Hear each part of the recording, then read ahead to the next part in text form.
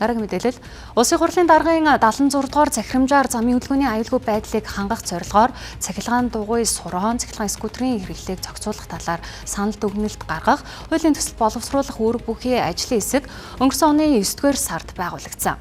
Тэгвэл тус ажлын хэсгийн төлөөлөл шин тутамд гарч байгаа цахилгаан тээврийн хэрэгслийг хуульчилж зохицуулсан бүгд найрамдах Казахстан улсад туршлах судалгаар нийслэл Астана хотод ажиллаж байна.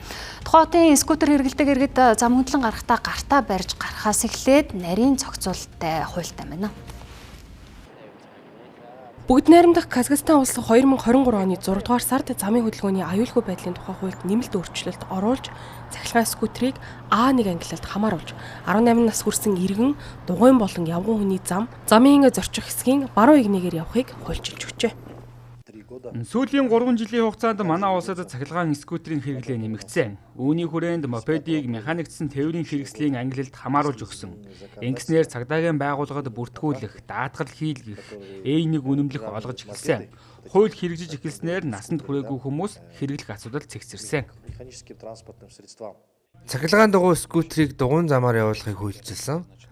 Дугуйн зам байхгүй нөхцөлд автозамын баруун игнэгээр зорчих, эсвэл явган хүний замаар 6 км/цагийн уртад явахыг тусгасан. Үүнийг хэрэглэхэд ямар нэгэн асуудал байдаггүй, харин ч тухтай амар байдаг. Энэ миний хувийн суран. Скутерийг түрээслээд хэрэглэхэд үнэтэй тусдаг. Гарцаар гарахад заавал түрж гарах ёстой. Тэгэхгүй бол торгуул ирдэг. Дугуйн зам байхгүй тохиолдолд явган хүний замаар явдаг. Явган хүний замаар явсан тохиолдолд хурдны хязгаар тогтоосон байдаг. Ер нь бол зохицуултын талаар сайн мэдэхгүй байна. Нэх хэрэглээд байдаггүй. Гэхдээ касктай явах, жолооны хөндлөлтөд явах ёстой гэсэн журам гарсан гэж сонссон. Жетийн скутер өөрөөсөө касктай байдаг. Яндексийнх болохоор байхгүй. Ер нь бол гарцаар гарахтаа түрж гарах ёстой. Харин давхарлаж явахыг хориглоно гэсэн зүйл яригдж байгаа юм билээ. Скутерийн зогсоол байдаг. Автобусны зогсоолууд дээр байршуулсан байдаг. Казахстан улсын Астана хотод скутер түрээсийн 3 аж ахуй нэгж 4,000 гаруй цахилгаан скутерээр үйлчилгээ үзүүлж байна. За скутер түрээсийн үйлчилгээ үзүүлэгч аж ахуй нэгж нь хотын захиргаатайгаа санам жижиг байгуулж үйл ажиллагаагаа явуулдаг бөгөөд тухайн тээврийн хэрэгслийг жолоодогч иргэнд хяналт тавьж хамтарч ажилладаг байна. Астана хот нь дэд бүтцээ сайтар шийдсэн төдийгүй 100 км үргэлжлэх дугуйн замтай байна.